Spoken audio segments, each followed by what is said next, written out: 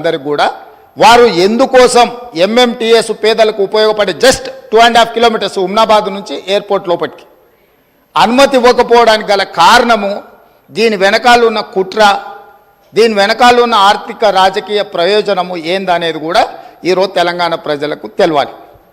మూడవది, ఈరోజు ముచ్చర్ల దగ్గర భూసేకరణకు సంబంధించి వారికి వారే ఊహించుకుంటుండ్రు, వారికి వారే కాయించుకుంటుండ్రు, వారికి వారే రెచ్చగొట్టే ప్రయత్నం చేస్తున్నారు, వారికి వారే భూసేకరణలో కండిషన్స్ పెట్టినమంటుండ్రు.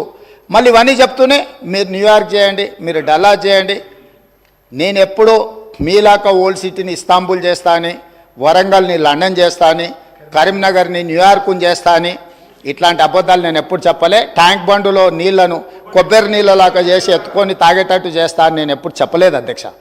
నేను స్పష్టంగా తమరి ద్వారా వారికి ఏమైనా అనుమానం ఉంటే ఈరోజు అక్కడ భూసేకరణకు సంబంధించి ఫార్మాసిటీతో పాటు అలైడ్ ఇండస్ట్రీస్ కోసం భూసేకరణ చేస్తున్నామని నోటిఫికేషన్లు ఇచ్చిండ్రు. కావాలంటే ఆ నోటిఫికేషన్ నేను అధికారులకు చెప్పి తెప్పిస్తాను.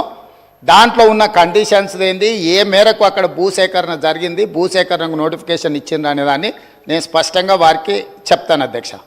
ఈరోజు ఆజమాబాద్ ఇండస్ట్రియల్ ఏరియా ఆనాడు ఇండస్ట్రీస్ పర్పస్కు అదర్ పర్పస్కు గవర్నమెంట్ ఇచ్చింది.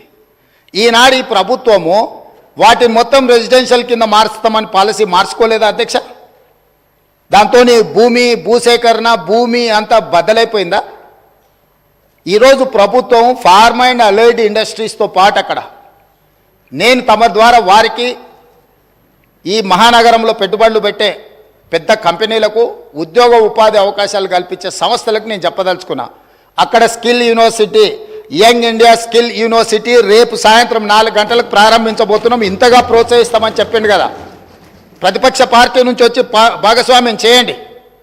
ఈరోజు హైటెక్ సిటీ దగ్గర ఉన్న నేషనల్ అకాడమిక్ ఆఫ్ కన్స్ట్రక్షన్ ఎన్ఏసిని మేము అక్కడికి షిఫ్ట్ చేసి పెద్ద ఎత్తున స్కిల్ సెమీ స్కిల్డ్ అందరికీ నిరుద్యోగ యువకులకు నేర్పించాలి. అక్కడికి దాన్ని బదిలీ చేసి అక్కడ పెద్ద ఎత్తున వ్యవస్థను ఏర్పాటు చేయాలనుకుంటున్నాం.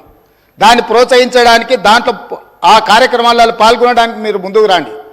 నేను హెల్త్ టూరిజం హబ్ క్రియేట్ చేస్తా అని చెప్పిన.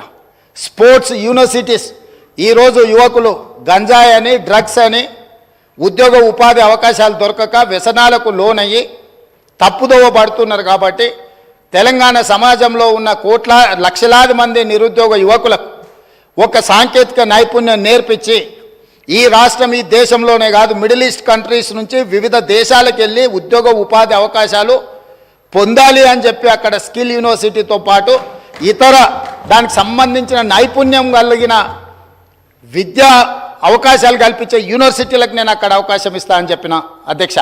అదేవిధంగా హెల్త్ టూరిజం, ఈరోజు మిడిల్ ఈస్ట్ కంట్రీస్ నుంచి ఇతర దేశాల నుంచి ఆయా దేశాలలో వైద్య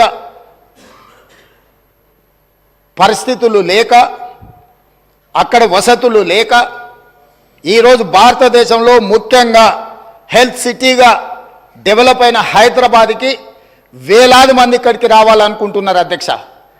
ఈరోజు ఇక్కడ ఉన్న అంతర్జాతీయ ఎయిర్పోర్ట్ నుంచి బంగ్లాదేశ్కో మిడిల్ ఈస్ట్ కంట్రీస్కి డైరెక్ట్ ఫ్లైట్ ఉంటే ప్రతిరోజు వేలాది మంది ఈరోజు ఇక్కడికి వచ్చి వైద్యం పొందాలి అని వస్తున్నారు అధ్యక్ష. అందుకోసం నేను హెల్త్ టూరిజం హబ్ను తయారు చేసి అక్కడ ఒక 1000 ఎకరాల ప్రపంచ స్థాయి వైద్య సౌకర్యాలను ఏర్పాటు చేసే సంస్థలను పిలిచి ఇక్కడ హైదరాబాదు నగరంలో ఉన్న పెద్ద పెద్ద కార్పొరేట్ ఆసుపత్రులతో పాటు పేదలకు అతి తక్కువ ధరతో వైద్యాన్ని అందించడానికి అన్ని రకాలుగా ఎన్నెన్ని డిసీజులు ఉన్నాయో వాటన్నిటి కూడా స్పెషలైజ్డ్ హాస్పిటల్స్ ఏర్పాటు చేయాలని అక్కడ మేము నిర్ణయం తీసుకున్నాం అధ్యక్ష. అదేవిధంగా స్పోర్ట్స్ అండ్ గేమ్స్, చిన్న చిన్న దేశాలు ఒలింపిక్స్ లాంటి పోటీ